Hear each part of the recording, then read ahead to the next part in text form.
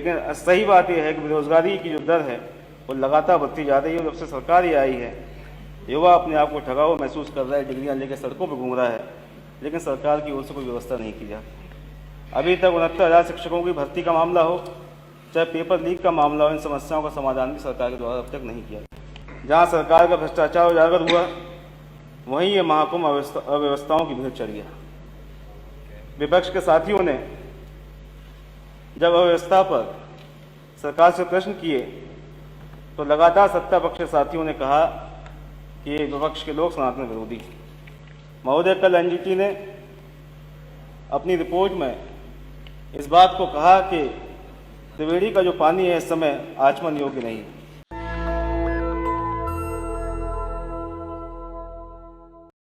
मैं चाहूंगा कि आईना झूठ नहीं बोलता, मगर अफसोस के देखने वाले सच मानने को तैयार नहीं। महोदय, इस अभिभाषण में जनता के असली मुद्दों का जिक्र नहीं हुआ। वहीं कुंभ में जो दर्दनाक हादसा हुआ उसका भी कोई खास जिक्र इस अभिभाषण में नहीं किया गया।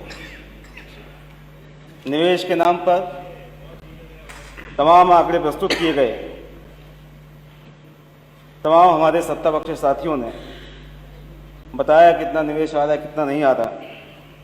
और पिछले कुछ समय में जो इन्वेस्टर मीट सरकार के द्वारा की गई, उसमें हज़ारों हज़ार करोड़ के एमओयू साइन किए गए, लेकिन ज़मीन पर कोई भी इन्वेस्टमेंट दिखाई नहीं दे रहा।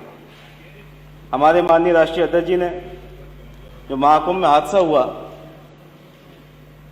उसके लिए लोकसभा में 2 मिनट मौन की मांग की थी, लेकिन स्पीकर महोदय ने इसे इनकार कर दिया कि जिन लोगों ने अपनी जान गंवाई उनके लिए 2 मिनट का मौन हम लोग सदन में रखें। माननीय मुख्यमंत्री जी ने कल अपने भाषण में तमाम तथ्य और आंकड़ों को पेश किया और सरकार ने बताया कि कुंभ में कितने करोड़ की संख्या में लोग स्नान करने पहुंचे, लेकिन अभी तक जो हादसे में मृतकों की संख्या और जो लोग लापता हुए उसका सही आंकड़ा अभी तक सरकार ने जारी नहीं किया। वहीं माननीय मुख्यमंत्री जी को उनके किसी सलाहकार ने एआई के माध्यम से जनरेट की गई एक फ़ोटो उनको दिखा दी। उन्होंने कहा कि क्रिकेटर मोहम्मद शमी, उन्होंने भी स्नान जो है महाकुंभ में किया। महोदय, इस महाकुंभ के आयोजन में जहां सरकार का भ्रष्टाचार उजागर हुआ, वहीं ये महाकुंभ अव्यवस्थाओं की भीड़ चढ़ गया। विपक्ष के साथियों ने जब अव्यवस्था पर सरकार से प्रश्न किए तो लगातार सत्ता पक्ष के साथियों ने कहा कि ये विपक्ष के लोग सनातन विरोधी। महोदय, कल एनजीटी ने अपनी रिपोर्ट में इस बात को कहा कि त्रिवेणी का जो पानी है इस समय आचमन योग्य नहीं है। वहीं राज्य सरकार ने ये बात कही कि उनकी जो लैब रिपोर्ट है उसके अनुसार पानी पूरी तरीके से साफ है। ये डबल इंजन की जो सरकार है, इसके दोनों इंजन जो हैं वो विपरीत दिशा में जा रहे हैं। तो मैं पूछना चाहता हूं हमारे सत्ता पक्ष के साथियों से, क्या वो केंद्र सरकार के लोगों को भी सनातन विरोधी कहेंगे, क्योंकि उन्होंने रिपोर्ट जारी की है गंगा का जो पानी है वो आचमन। महोदय, ये बात दिल्ली से छपने वाले कई अखबारों में भी इस बात का जिक्र किया गया और कल कई अखबारों ने इस बात को छापा। महोदय, आज चुनाव आयोग की निष्पक्षता और ईमानदारी पर लगातार सवाल उठाए जा रहे हैं। अभी जो उपचुनाव हुए प्रदेश में, मैं भी उस उपचुनाव के माध्यम से आज सदन पहुंचा हूं, लेकिन जिस तरीके से सरकार ने उस चुनाव में सभी हदों को पार किया, लोकतंत्र का हनन हुआ और जिस तरीके से वोट की लूट की गई, लोगों को वोट डालने से रोका गया, बूथ कैप्चरिंग की गई, वो एक स्वस्थ लोकतंत्र के लिए एक अच्छा निशान नहीं है।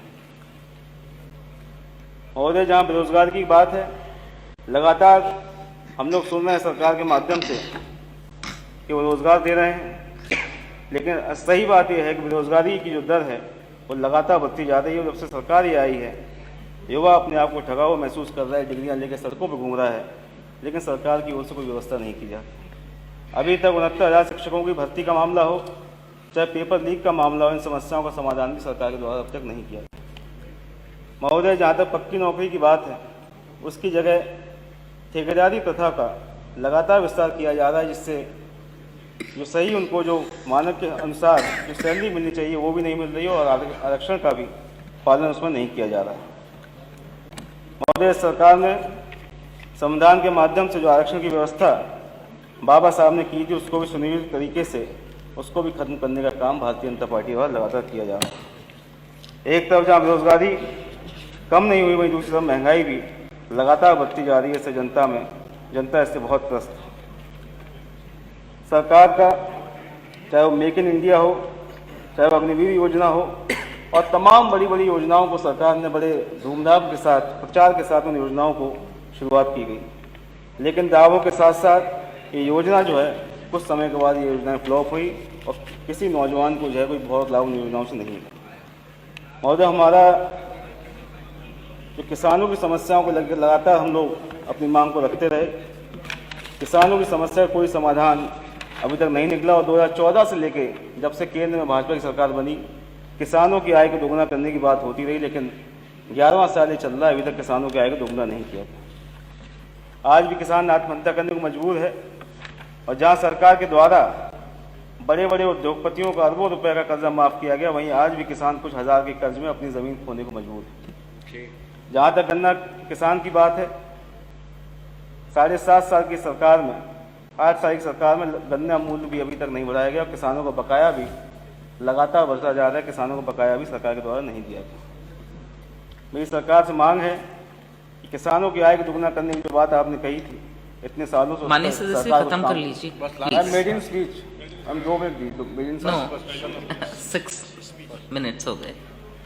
मैम, महोदय, जहाँ एमएसपी की बात होती है फसलों की, उसको सरकार नहीं दे पा रही है, वहीं खाद बीज और कीटनाशकों की कीमतों में भी लगातार बढ़ोतरी की जा रही है।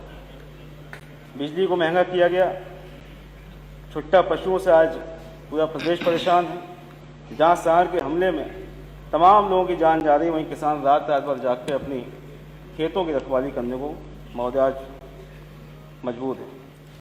जहाँ तक शिक्षा और स्वास्थ्य की बात है, CSC PSC में डॉक्टर नहीं मिल रहे हैं, वहीं जो बड़े अस्पताल हैं वहाँ भी इलाज की समुचित व्यवस्था सरकार के द्वारा नहीं की गई।